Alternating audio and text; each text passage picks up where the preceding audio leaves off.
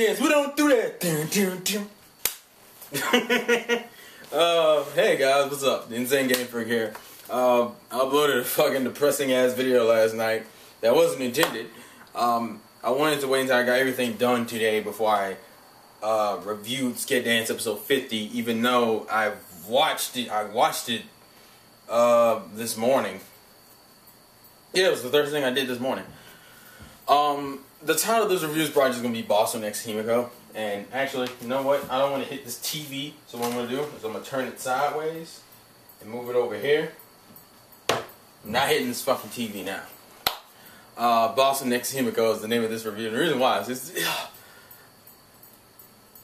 okay.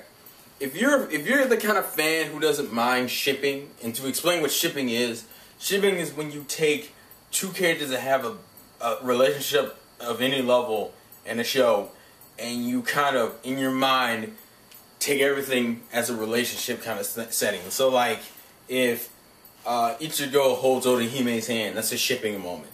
If Naruto hugs Sakura, that's a shipping moment. This was literally like a shipping episode. Now, that's actually the question I'm going to ask by the end of this review is, do you mind shipping, or do you casually like ship? I'm not talking about like you actually. You don't have to, I'm not talking about in the sense that you like write in comments, but do you like in your mind like ship certain characters together? And if you do, which Sket Dance shippings do you like? I'll tell you mine by the end of this. But the episode was awesome. I fucking love the episode. It was so much better than the fucking Genesis World Grand Prix, because it has my two favorite characters, Bossun and Himeko, doing some ridiculous shit, while you have kind of like Switch being the mature one, talking about kind of the deeper inner workings of the relationship. Even though he does use a word that Naruto has made me hate because of it. But essentially there's two parts. The first part is, the first half of the episode is literally a cliche. Like, essentially, Himeko can bend her hand all the fuck way back. And she was so proud of it, and then, you know, Bossun and Switch tried it, and Switch was like, I can't do it, and he just kind of gave up.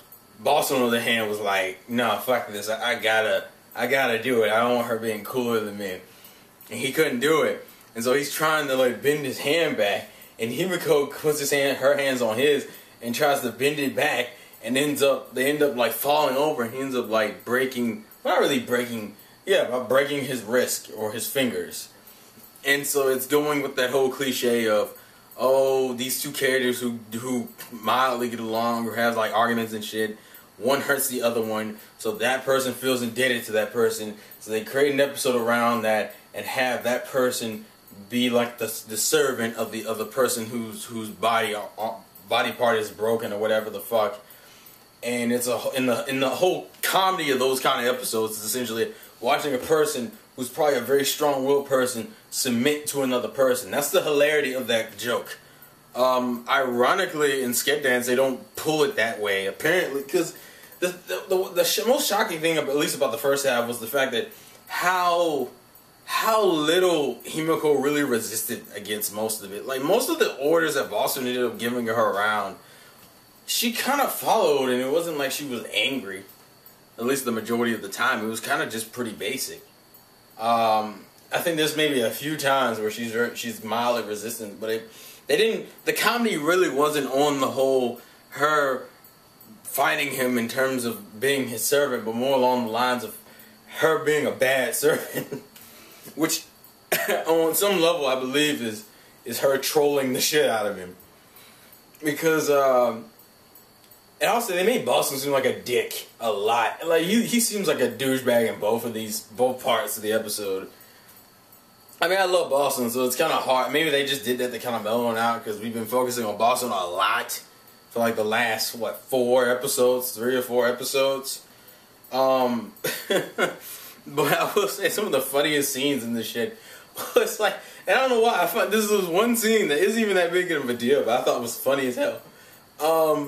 One of the tasks that Bossun has Himeko do is like read his manga, because the first thing is they make her dress up in the maid outfit again, which as a Himeko fanboy, I was just like, son, yeah. things he has her do is like read the. I thought my phone was going off. Was read manga, and so she's like sitting there and she's doing like all the sound effects and like saying random sentences and shit like. Dun, dun, dun, dun, dun, dun, gah, boom, bomb, gah, what? Dun, dun, dun, dun, dun, I got you now. Boom, bah, cry. Well, dun, dun, dun, and it's just like, I thought it was so funny.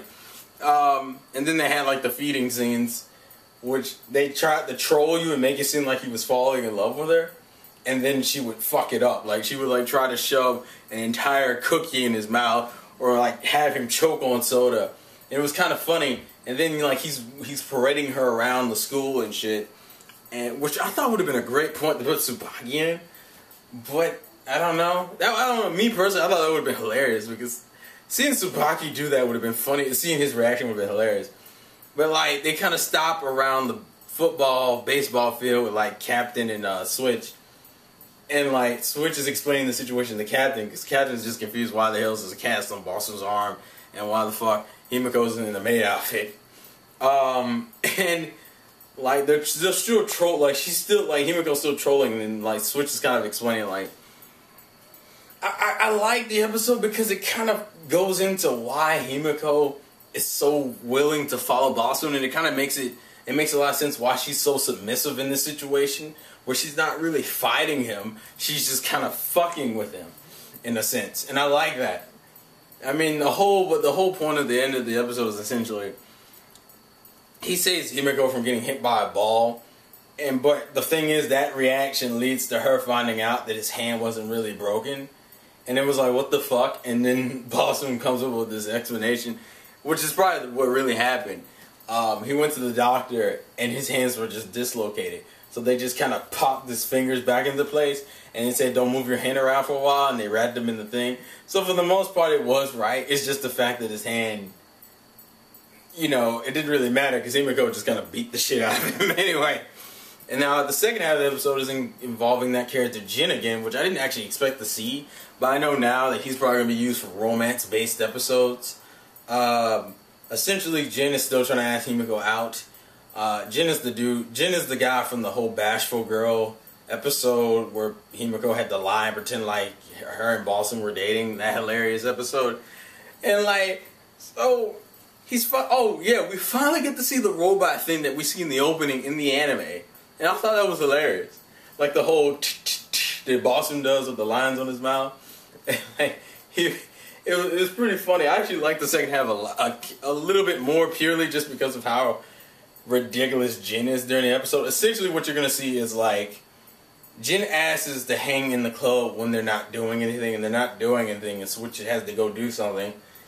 And Jin is just kind of watching Bossun and fucking Himeko like chill, and they literally act like a married couple. So like Jin's good joke for like the entirety of the episode, him screaming out, "What are you, a married couple? What are you guys, a fucking first time lovers or some shit?" Because he keeps screaming it because like it's pretty funny because like they'll be having like a normal conversation over some bullshit, and Jin is just sitting there being mildly irked, and they do like this cool animation effect, and he's like, and he kind of just loses his shit, and then when Jin tells them that, they kind of both freak out and kind of like reject each other in the sense that they don't want to talk anymore, but they get a request to like build a birdhouse, and then they casually start like helping each other out indirectly, like Bossun apparently is better at chores than Himeko is, like in terms of building shit, which really confused me, by the way.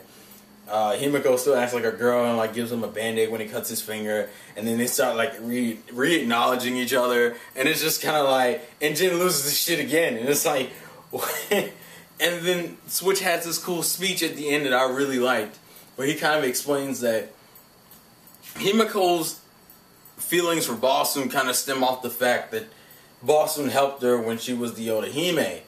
So, right off, just for helping her with that, she feels indebted to him on some level, which was the maid thing too, and from the first part, and the whole thing with like, she feels kind of indebted to him, and she respects him,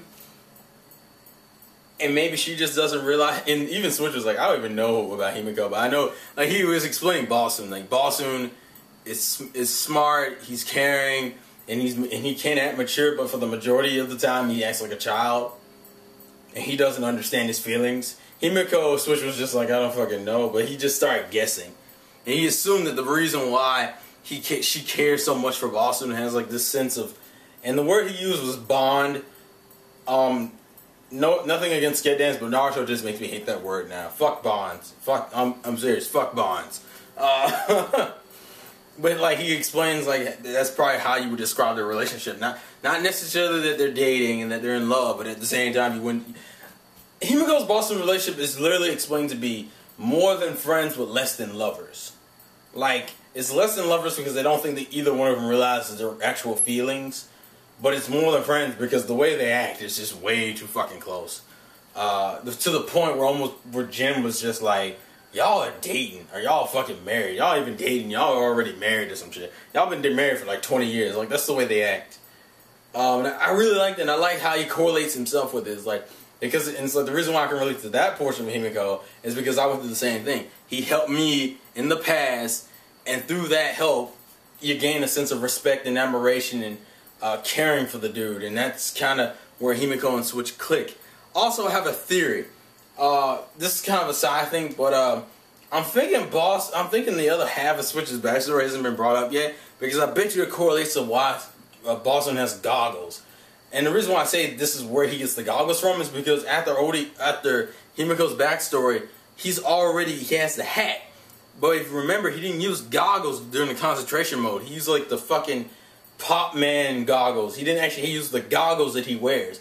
And he doesn't have them during any part of Himeko's backstory, but he has them after anything past Switch. So I'm thinking we're going to figure out, I bet you the hat represents Himeko and the goggles represent Switch. That's just a theory. But I kind of rambled a lot. Man, because I really like this episode. I like my Himeko Bossun episodes. In all honesty though, I do want some Switch stuff. Also, we didn't get a preview for next week. And if anyone knows how Sket Dance rolls, it usually doesn't happen unless the episode is serious, or it's either serious or it's a backstory. We covered all the backstories. I don't know why. Like the only one it could possibly be is a continuation off of Switches, or it's another serious story. Don't really know. We'll see what happens, and I don't know when they're switching the openings. They probably switch the openings in like probably like the next 5 episodes or some shit. Not sure, because they seem to switch it like every 10 or 15 episodes. But anyways, I guess I said I was gonna tell you guys my shipping-ish thing. I don't really do this much with it, but if I had to pick one, Daisy and Switch. I honestly, there's a lesbian one I have in my mind just because of how weird the relationship is. Momoka and Himeko. Just, if you've seen that relationship, you could totally get the lesbian vibe there sometimes. It's very minor though, but that's just a stupid one. Bossun and Himeko, or Bossun and Roman. I prefer Himeko and Bossun because it works better. Roman is just kind of a funny troll one. Tsubaki Unyu, obviously, because those, like, and it makes no sense because he doesn't like talk to Unyu very often. Like, I would love to see Tsubaki try to like ask Unyu out or have kind of a more of a close relationship, because Unyu's joke is the fact that she tries to buy everyone with money. Oh, and Shu and One-san, which I think that one actually would be pretty cute in my opinion. That's my personal bias. But after that, like that episode we got with like Shu and One-san, I wouldn't mind them characters clicking. Those are really the main ones. Those are really the main ones I'm fucking with. But I think this is going on enough. So tell me your thoughts and comments in the comment section below. Promote Sket Dance in the comment section below, because in my description I will have the link to, you know, Crunchyroll Sket Dance if you want to watch the episodes. Get the name out there. Talk to your fucking anime provider in whatever country you live in. I want some DVDs. Sub only. I don't give a fuck. I like dubs, but sub only be cool too. Anyways, Sket Dance, we don't do that. And I think I'm gonna use that as the ending. And I'll catch you guys later. Vlogs again from your boy Terrell. Peace. Sket Dance, we don't do that.